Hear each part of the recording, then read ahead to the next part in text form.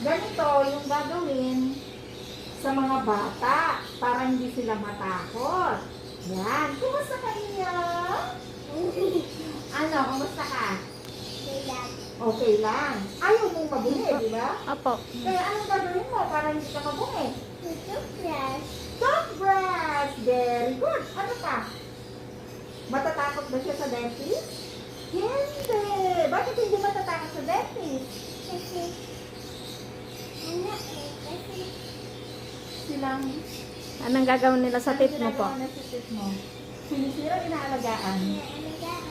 Yes. Okay. So, let me see if your teeth is healthy.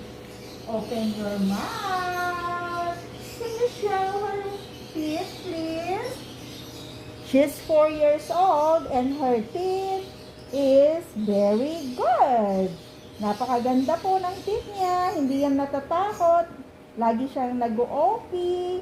Meron siyang prophylaxis every 6 months at meron ding mga sealant ang kanyang ngipin at fluoride. Who did your fluoride? Sinong gumawa ng fluoride mo? Yan, si Doc Riza. Beautiful! Okay.